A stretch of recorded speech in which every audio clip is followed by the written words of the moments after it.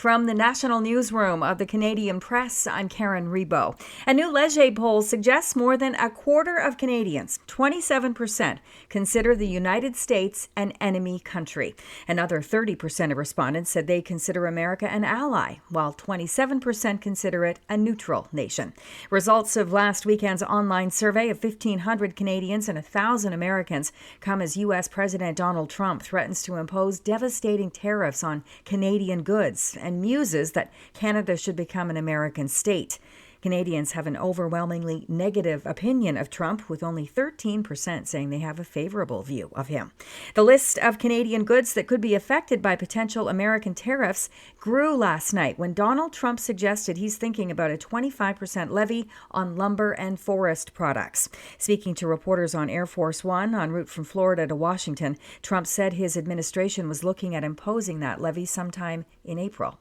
Lumber, forest products, yeah. And do you have a rate in mind for that? No, but we're thinking about maybe 25%.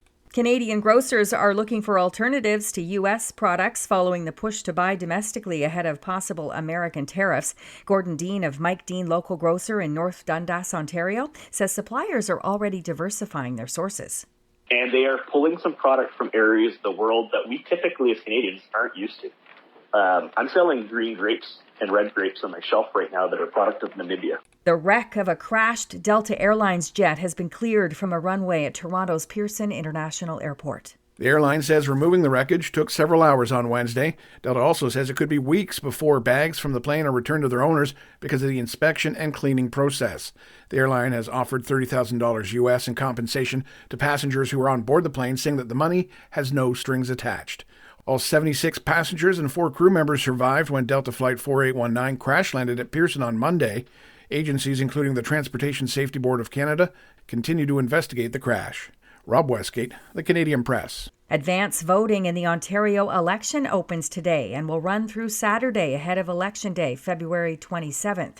A new survey says the majority of homeowners whose mortgages are up for renewal this year expect to pay more in their monthly borrowing costs. The Royal LePage survey says over 1 million mortgages are coming due. Most of them were secured when the Bank of Canada's key lending rate was at historically low levels during the pandemic. While rates have come down since last June, they're still well above those pandemic-era borrowing costs. Many survey respondents say they plan to cut back on restaurant and entertainment spending to help cope with increased mortgage payments. 1 in 10 say they're considering downsizing, relocating to a more affordable region, or renting out a portion of their home. Michelle Zedekian, The Canadian Press. This is The Canadian Press. In sports, the Four Nations Face-Off hockey tournament wraps up tonight with Canada playing the U.S. in a winner-takes-all finale at Boston's TD Garden. Canadian Press national hockey writer Joshua Clipperton tells us Canada's coach John Cooper and his players are all aware how much this means to everyone north of the border. There's, of course, a lot of stuff going on behind the scenes and in the political world with Canada and the U.S. It's a really tension-filled time, and the players don't really want to talk about it, but John Cooper did say that the players are aware of how much this game means to Canadians, means to people back home. So they're going to be playing for the logo on the chest and for the flag. In the PWHL, the Toronto Scepters won their 5th game in a row, 4-1 over the New York Sirens last night.